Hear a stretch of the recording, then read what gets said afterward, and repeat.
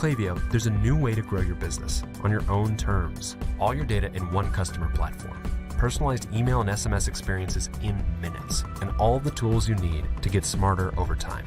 Own your data, own your growth. Klaviyo.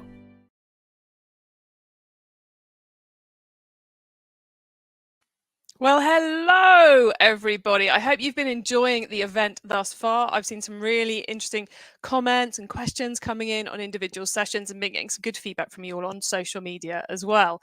Yes, I have about 1 million different screens open to see what's going on. So if I look distracted during this, it's because I'm trying to work out where everything's going on.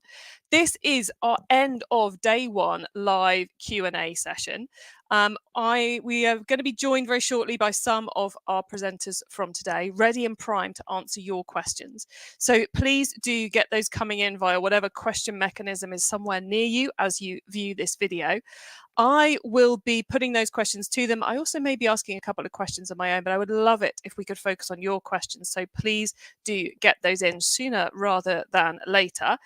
This is part of our virtual summit. It's also broadcasting live on Twitter, YouTube, and LinkedIn.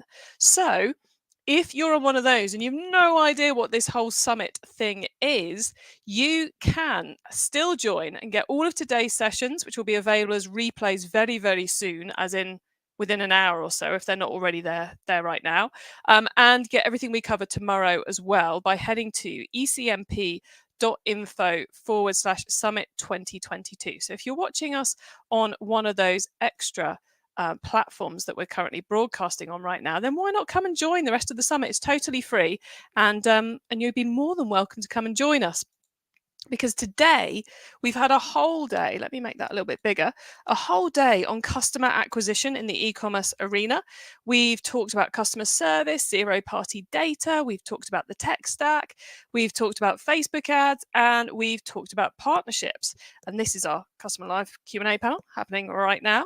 And then tomorrow is customer retention day, where we will be doing customer first data, so more email. We're doing SMS, Google ads.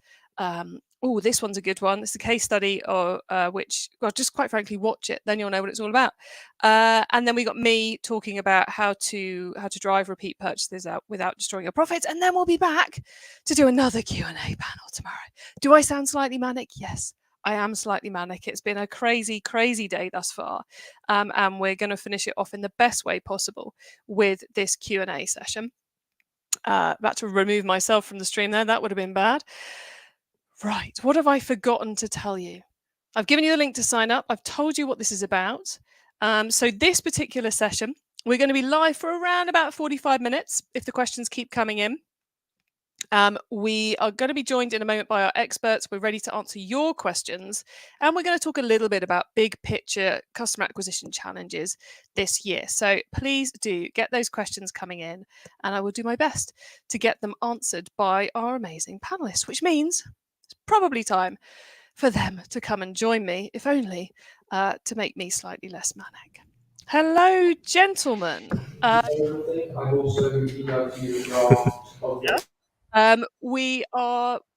think let's start with an intro, shall we? Stephen, let's come to you first. Do you want to just let everybody know who you are, quick rundown of what Good Carts do, and then we'll go to Ben, and then we'll finish up with Rob.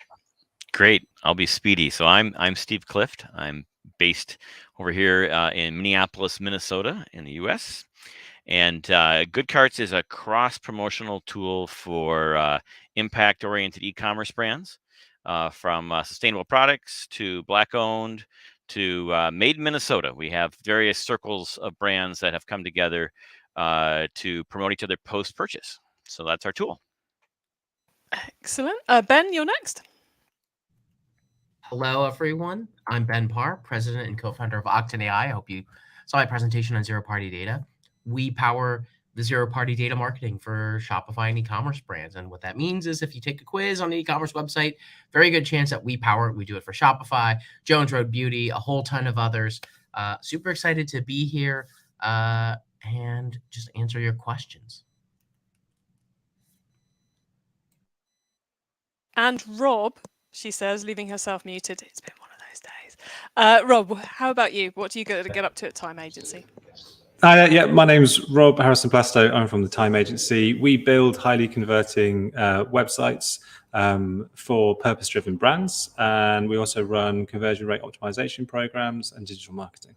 And yeah, really interested to see what people's questions are. Hope people enjoyed the session on the empathy blueprint, and any questions on that would be great.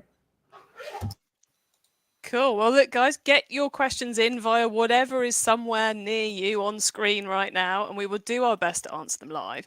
In the meantime, though, Rob, your session was about empathy and how we need to understand the customer's why in order to get our content right, which feeds into obviously the big trend of consumer desire for connection, and it feeds into also the huge amount of noise that's now on all the social platforms as competition has gone up, and therefore I need to find some way of cut through which is stronger creative, and therefore you need to know what that creative is. You made it seem like such a straightforward thing to do, especially with that blueprint that everyone can download. I wondered, Stephen, Ben, from your perspective, because I think it probably ties into what you guys were talking about as well. Do you think empathy is kind of like the secret weapon of the e-commerce marketer in 2022? Either of you can jump in. You also hear phrases like cause marketing, right? And tying your brand to a cause. And I would say that it's so hot that a lot of folks are faking it, in the sense that, like, if it's an afterthought and you want to bring on some promotion of a cause, but your product itself isn't deeply sustainable in its construction, or you aren't paying your folks fair wages, that expressing a cause isn't necessarily going to deliver the results. So on the other hand, if you are checking a lot of the boxes and doing a lot of things to increase the impact of your brand, you should shout that from the rooftops, right? And make sure that story is well told. And I think there's probably more brands that aren't really sharing their story effectively, as they could, because they are very legit. It's kind of that very sensitive line between green hushing, where you're not saying enough, or hushing on any topic, quite frankly, and washing, where you're talking about it when you shouldn't be doing it. And I think I totally agree with you, Steve. There's far too many brands hiding their light under a bushel, as it were, and not shouting about what they should be shouting about. Ben, what's your perspective on empathy as a marketing tactic? Well, first, if someone came on to a panel like this and was like, empathy means nothing, screw empathy, I would be, I mean, I want to have that happen sometimes, so I have someone to disagree with. But maybe we dig into the why. And the why is because nobody wants to feel like they are just a sales prospect, right? And this is honestly the problem with probably 80% of my emails, and probably 90% of the emails for a lot of the people in there, which is like, you're being treated as a sales prospect. But if you're treating your customers as human beings who have their own concerns and their own personalities, you're going to do a lot better, which is like why, for example, zero-party data has become a bigger trend, because you now have the capability to not just email and blast everyone, but actually, send a more personalized touch to those customers. Now you can actually address their specific concerns, because some people have dry skin, some people have oily skin, some people have dogs, some people have cats, and those things matter to who they are and their personalities. And even addressing that minorly shows some level of respect and empathy, and there is a balance. You shouldn't send an email being at 7:13 a.m. You are eating 3 pounds of chicken noodle soup. Would you like to have, it reminds me of the Too Empathetic is Target, if anyone remembers, where Target actually sent somebody ads based off of the fact that they figured out the girl was pregnant and the father didn't even know. So there's a middle balance, but the way to middle balance is to get directly volunteered data versus scraping, because think about the empathetic perspective. If you were just scraping, if you were just Instagram stalking someone that you wanted to be in a relationship with, all the time, and then you tried to like talk to them based on that, that would be creepy, versus like you actually go out on dates with them and you have conversations and you ask them questions and you remember what they answered. That's empathy. It's like, just think, what would a human do?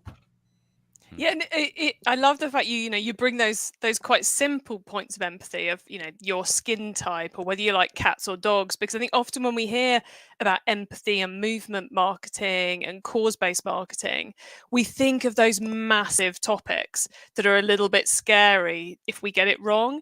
But you love dogs, we love dogs. It's quite hard to get that wrong. In many ways. So there's those different levels of empathy, and I think for every brand there's an area on which you can connect better with the customers. Rob, that's something which your blueprint finds, isn't it? That it's about those subtle whys, not necessarily about this person's passionate about banning air travel or something. One of the reasons why I think it's so powerful is because it's timeless, because it's about digging into human needs, not just wants, not just grabbing attention, but understanding basic human needs. And just like Ben said, treating people as they are actual humans, right? And understanding where they're coming from. And the reason that catches so well is there's lots of different things we can do with like some sort of like pattern interrupt to catch people's eyeballs and grab their attention. But to keep that attention and to influence decision making, or to give people what they are looking for and make things resonate with them in such a way that they go, yes, this is for me, then being able to understand the audience, the humans on the other side of the screen that you're trying to connect with, the better able you are to do that, the stronger the relationship you're going to build with your audience. And just like Ben was saying, you don't want these weird over the shoulder, spy-like feelings of this person's been tracking me. You want to feel connection. And if you have that within your audience and your customer base, then that leads into what you guys are going to be talking about tomorrow around customer retention and building up that depth of relationship. And I think everybody wants to feel heard, understood, seen. Those are basic human needs. And shaping your messaging in that way does that. TV's done this for years. TV ads have been doing this for the longest time. Like if you think about banking adverts, why are we watching a horse run along a beach? What on earth has that got to do with a bank account? It's about the way it makes you feel. The non-Brits watching it going, horse? What? Hey? But whatever it is, the principle is TV advertising for years has tried to influence the way that people feel and then associate that feeling with their brand. What we're talking about is like, well, how does that translate to e-commerce? And sure, it could be in your videos, but social media videos aren't like TV ad videos. So what we're talking about is what's your copy, what's your ad copy, what's your landing page copy, what are your images that you're using, what colors, what fonts, how does that make people feel? And if you're designing all of that from the start based on actual data that you've got about who you're talking to and what they need and want, then you can build everything around that to make them feel how they want to feel. Well, look, before we go fully empathy for the whole of this 45 minutes, I'm going to ask another question to see what other responses we get, which is, we've spent the whole day looking at customer acquisition and how we should be doing it. I've tried to structure the content of the day around the key things you should be putting on your list for 2022. But that's my vision of it. And you guys all have, wide-ranging viewpoints of e-commerce marketing as well. So I'd like to ask each of you what you think. If people are only if they've only got the bandwidth or the budget to really invest in one element of the marketing mix in 2022, which might be a messaging, it might be empathy, it might be personalization, it might be a particular tactic. I'd love to know what would be kind of number one on your list for people. I realize it's a big question, so I'm going to take a volunteer for who goes first on this one.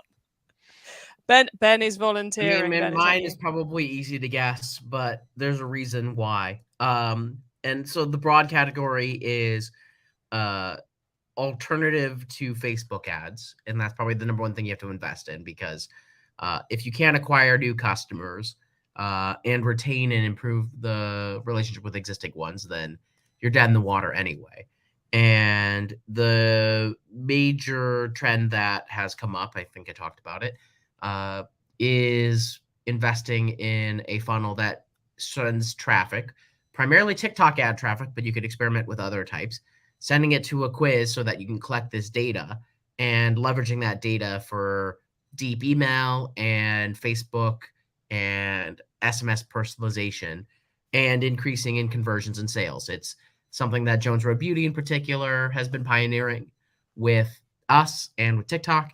And now we have like hundreds, if not thousands, of e-commerce brands doing the same thing because it works. The return on ad spend increases, the capability to retarget those customers because you have their email and phone number increases. The conversion rate, goes up to like 15% or higher. The average person who takes a quiz that comes from TikTok for Jones Road is 85%. It's a huge completion rate. So the big theme is you have to have like the alternatives of Facebook ads. It's like you have to have a couple components of that. You need to collect data and you need to test other channels. TikTok is probably the most important of those channels. Like that is literally the home of Gen Z, and frankly, probably most consumers are using that now. I would not, I'm not gonna. Oh, I was about to say Twitter, but wait for that to have some fallout to see what happens there. I wouldn't necessarily invest in all the ad dollars in there quite yet, but I would do it for TikTok. Yeah, Elon's powerful, but his ability to change the Twitter ad algorithm in 12 hours is probably even a stretch for him. Not just a stretch, but he could go subscription. He could change a whole bunch of things. He might change nothing. There's just uncertainty there. Versus like with TikTok, that it is more popular than Instagram. That is where people, especially the younger generation, spends their day. That people who are there are willing and ready to shop, but you have to warm them up, which is what a quiz really helps, is warms them up to your brand. So it's like the place to invest, especially like this year. And Facebook ads clearly still have their place, and there's definitely people being very successful with it, but you'll even increase those conversions too if you're sending them to a quiz as well. One of the things about Good Carts, we attract a lot of startup brands, and we have 400 e-commerce stores, most of our with our Shopify app that have tried it out. But because we're powered by their post-checkout traffic, we've been creating a lot of content around customer acquisition. So we have a piece coming out next week, kind of trying to compare and link off to some of the various apps that help you with better tracking of your ads. And we start off the article by linking to the National Public Radio report about how the Wiener Dog company that creates ladders is having a real hard time post Facebook with iOS and targeting really, really niche audiences. And I think it is a huge problem, that Ben is pointing out, and particularly with the smaller brands that maybe have tried to do some of this in-house, maybe aren't quite spending at the level where they have figured out what agency or what expert to use. And so if there are apps or things that can increase their ability to self-help on some of these investments, that would be very interesting to sort of be able to pair it out and share the ones that actually work. And so that's one of my sort of challenges for the next year, is to better understand which ones work so I can recommend them to our store members. Nice. Yeah, it is. I guess if we flip the question, what's the absolutely worst thing you could be doing in customer acquisition this year? It's deploying the same Facebook ad strategy and budgets that you used last year, because that is, as someone who ran an ad agency, predominantly Google ads, but did a fair amount of Facebook ads for the same thing for 10 years. All of you are guilty of leaving your ad accounts ignored. The reason I don't run the ads for my own summit is because I would end up ignoring them. So I pay other people to do it. So, you've got to go and you've got to be changing up that strategy. Rob, what would your take be on number one thing to do? Is it bringing empathy to all your creative, or just your Facebook ads, or without stealing your answer? Well, first of all, I really like what Ben and Stephen said, so that was great. Thank you. I'm making notes too. I'd say, okay, most important thing. What are you doing on the brands you work for and your own? Because obviously you've got your own e-commerce store too. The end of the day, when there's all these changes in algorithms and there's different opportunities and different sales channels for how you're actually going to get people to your store, the thing that never changes is converting more traffic into sales. And the way that you can increase your revenue by increasing your conversion rate without having to spend any more money on advertising or marketing in the first place is kind of a no-brainer. So always find ways that you can increase that conversion rate, because that will just make you more money every day. And you would probably guess that I'm going to say that one of the main ways that you do that is through empathy, through understanding people, and through psychology. So much of conversion rate optimization is about not just how things are laid out, sizes of buttons, colors, contrast, fonts, all that kind of stuff, but the whole sort of psychology of persuasion and how people, how their eyes map across a screen, how they process information, make sense of it, connect with it. So I've kind of put two things in there together under the banner of conversion rate optimization, to allow me to still say that empathy is important. But it's one of the interesting things I think about our lineup this year, and what I would advise people to do in the world of acquisition is, historically, this entire day would have been about, I think it was last year, it was about traffic driving. And actually what we've put together today has been about empathy. So you're doing better messaging. So it's not a traffic method as such. We've done quizzes and personalization, which is more about arguably more about CRO than it is about traffic driving. Obviously, you need a traffic source, otherwise, you make no money at all. But the important thing is about getting the right people and training them to be the right people. We've done customer services because it's about conversion rate optimization to the extent. So we've had a lot of content across the day, which isn't just about how to find new traffic. It's about how to improve the traffic that's coming through. Stephen, you're nodding. Ben, you look like you're mulling. Would you agree this year, as much as any other, as we face rising costs, as we face consumers with less spending money, we've got to make sure our sites, in every possible way, are doing the right job? Well, either of you are welcome. I'll just say, it is definitely a time to take some risks. And I'll give my little plug for Good Carts here, because, it's a free service that taps something that you have that is very valuable that you're not currently utilizing much, right? It's that moment after someone gives you money, right? After someone confirms their purchase, typically they glance at your receipt, purchase confirmation page, and close it. And so if you want to tap that and invite people to give them something to value, discounts to other Shop for Good or sustainable brands, or other Black-owned brands, or other Made in Minnesota brands, you have that opportunity to experiment with that. And it's one of those things where, like, and I'm sure there's lots of other apps out there like that where we're providing something that people aren't yet searching for.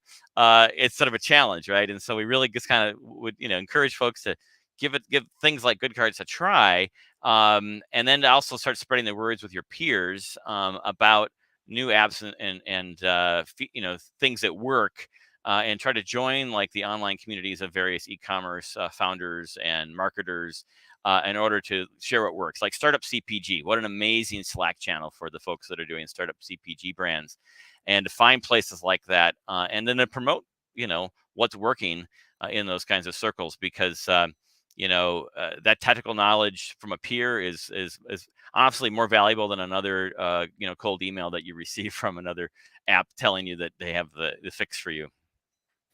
Yeah, I often feel I'm missing a trick by not being in an awful lot of Slack channels.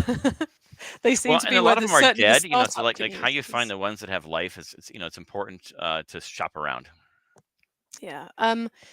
I've been doing so much typing and adding of banners, I've forgotten what my question was. But Ben, did you have anything to add in there? Can you remember what my question was? I'm having trouble actually remembering. We went through. It was. I know what it was. It was CRO being more important than normal this year. Because like customers might be spending less. I mean, there's a couple of factors here, right? One is like, if you have a great product, people still want to buy. If you have, and I know that's like a simple one, but it is true. Like, people will probably be a little bit more discerning with the products that they have or add to their lives. So you've really got to push the value prop, and like that's in the messaging of your ads, that's the messaging of your emails, all that. But on the flip side, there's a lot of deals happening. One of our customers, Curlsmith, over in the UK, just got acquired for $150 million. there's a whole bunch of stuff still happening. So you can still build a really like amazing company and be either really profitable or be huge if that's your goal. But you got to just like put that value prop front and center, which is also like, where like the personalization really matters too, because the value prop can be individual to each one. Like Curlsmith, for example, the value prop is to a specific audience who has like the curly hair, who has the like a type of hair that needs a specialized product. And then it gets into subtypes when they use their quiz to like ask these questions to their customers about the type of hair they have and like the concerns that they have.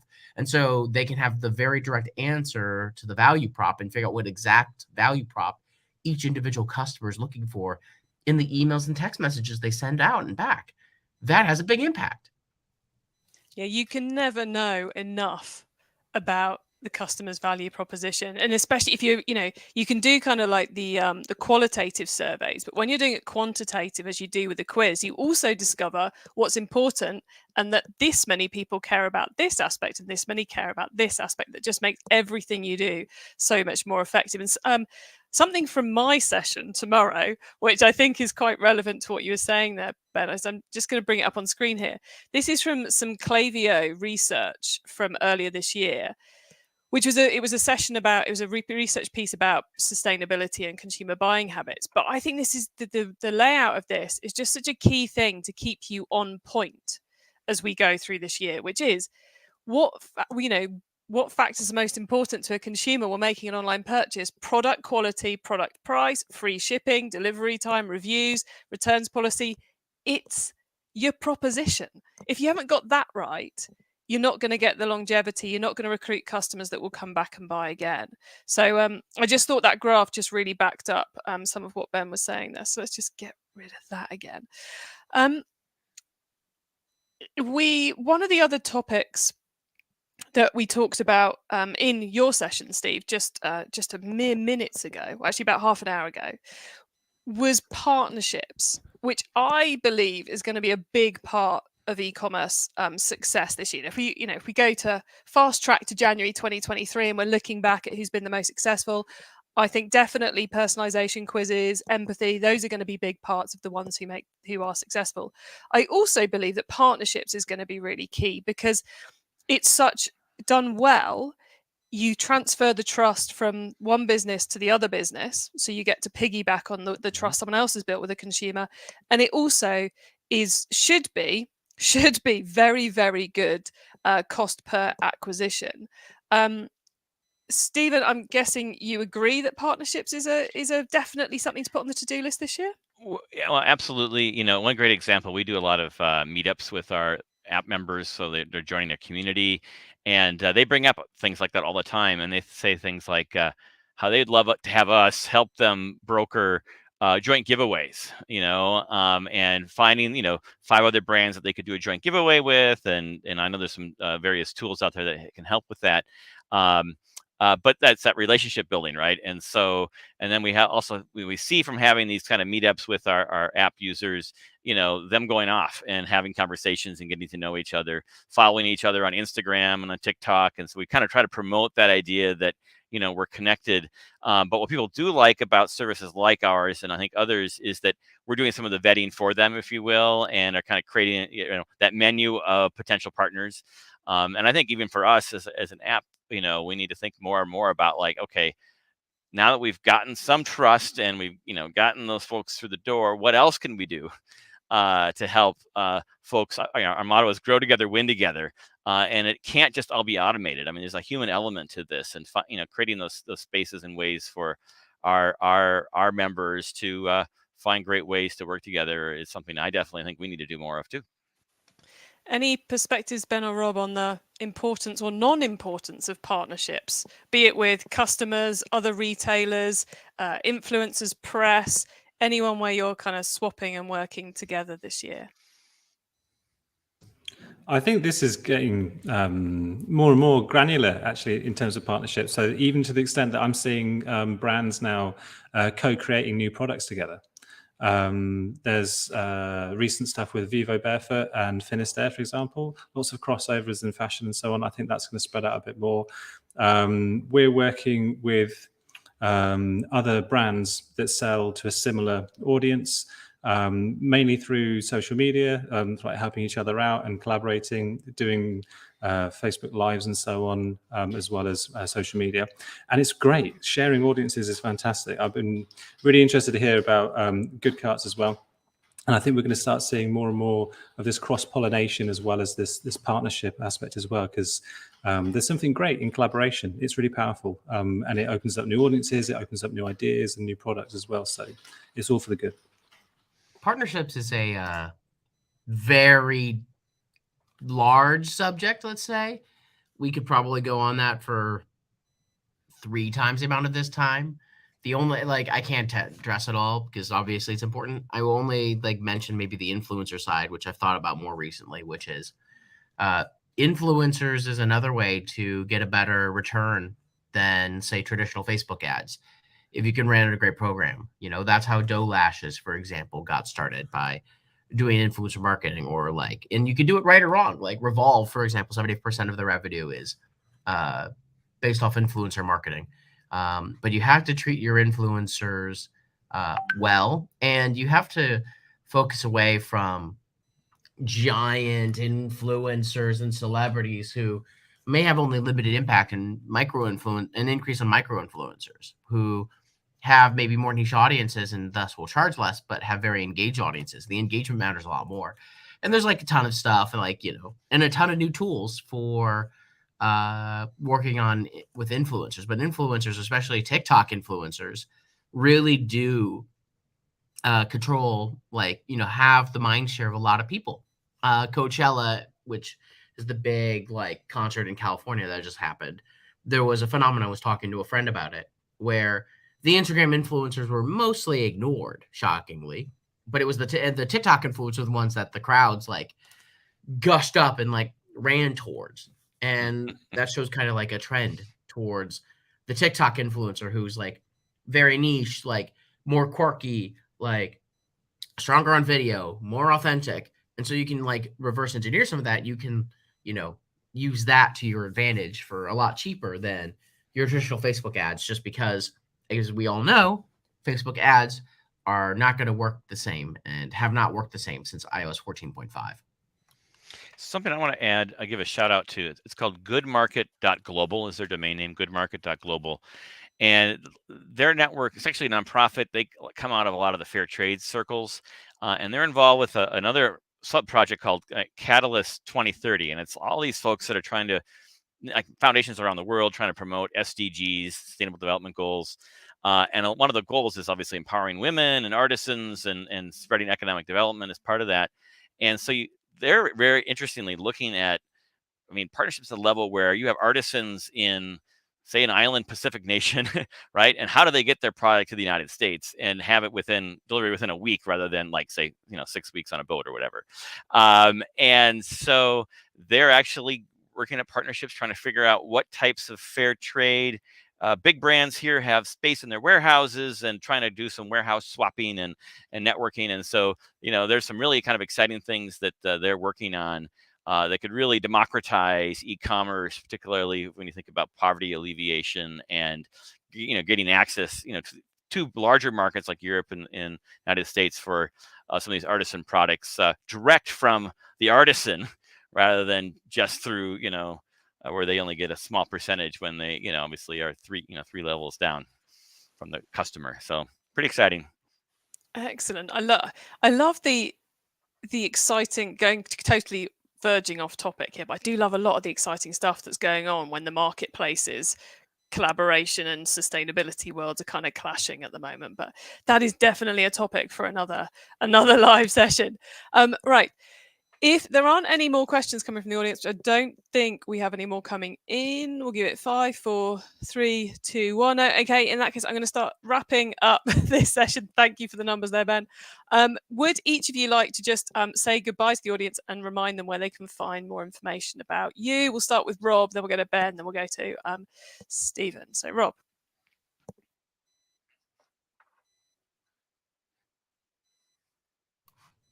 Hello, Rob. Can you hear us?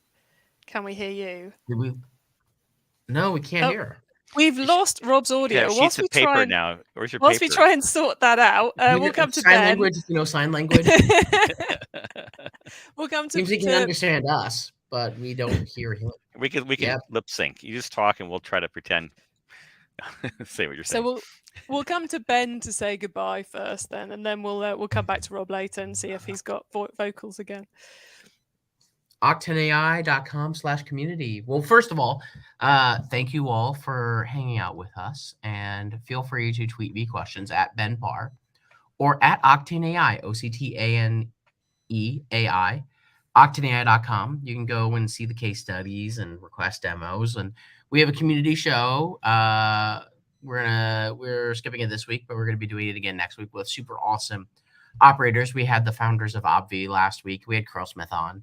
We're going to have some super amazing people on pretty soon too. So definitely sign up, put it on your calendar, and just come and tweet. And we would love to answer your zero-party data questions. Yeah, guys, there is no excuse.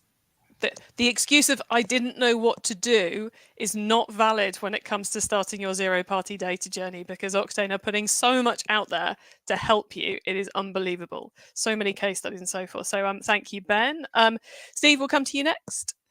Great. Well, we would love to have folks come to goodcarts.co. You can kick the tires on our Shopify app. We also have a WooCommerce plugin, but we integrate with really any platform where you have your own domain name, right? And in 30 minutes, you can just try it out, see if if this kind of model works for you. It is a bit of a set and forget it opportunity because you're always sharing traffic post checkout on an ongoing basis. But we also have some events in our community. So goodcarts.co/events. Really encourage you to check out. We have an event coming up on e-commerce and economic empowerment, for example. And so even though we have events for our members, we let everyone in. So if you're if you're in the app space and you'd like to collaborate, your app and our app, we're also very interested in featuring you to our members of our network. So thanks again for the opportunity to say hello today. Excellent. Rob, can we hear you yet? We can. So go to timeagency.io. And also there's a link there in the banner below where you can download the empathy blueprint. We've also got other resources on our website to help you with your conversion rate optimization. And next week, we're going to be launching a digital bundle that we call the CRO Toolkit, which has got 6 ebooks and 3 different templates in there that gives you everything you may ever need to know about building or improving a store to increase those conversions as much as possible. And then also keep an eye out for the blog and social media in the coming weeks as we start telling the story about how we're using conversion rate optimization and e-commerce to take on big oil. So keep an eye out for that. Ooh. There's a teaser and a half. Right, and everyone out there watching, if you're intrigued about what any of these guys have been talking about, then you can watch the whole of their session right now. You can get the replay on the summit.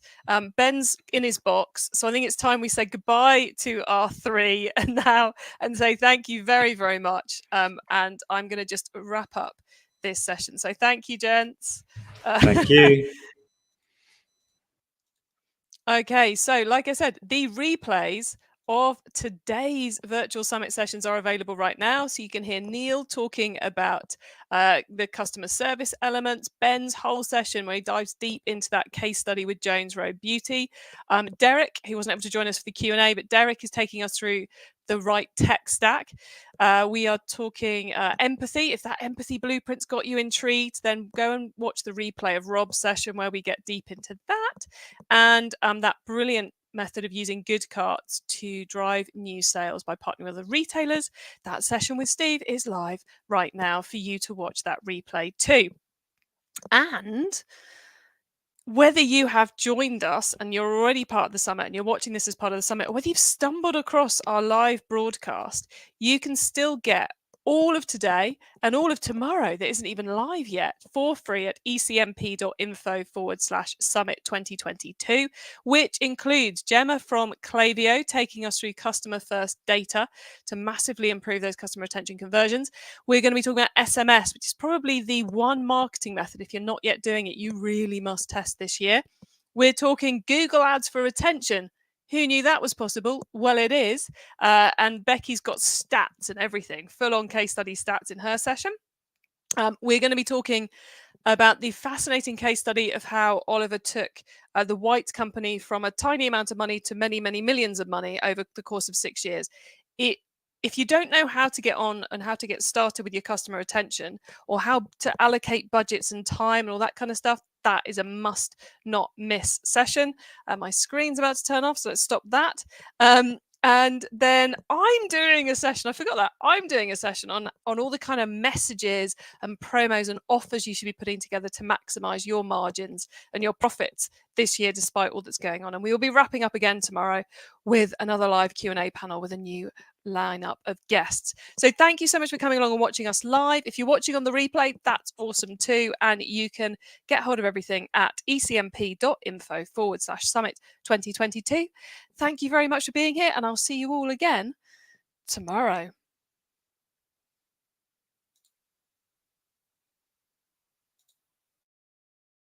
Stop leaving money on the table and start driving consistent revenue through customer support. Join the more than 8,000 e-commerce brands relying on Gorgeous to upgrade their customer support. Add the app today to try it out for free and experience the difference of customer support designed for e-commerce. Meet Johnny. He's a PPC expert at Digital Gearbox. He takes businesses' money and makes more money by generating clicks, leads, and sales. No, he's not a magician, but he's a PPC expert at Digital Gearbox. Find out more today at digitalgearbox.co.uk. Ever ask yourself the question, what is the best tool for X when it comes to one of those Shopify apps that you just need for your store? Check out this list of over 240 Shopify apps that were vetted personally by me across 50 categories. Go to ecomtech.landscape to download this PDF now. It's massive. It's like 36 megabyte file.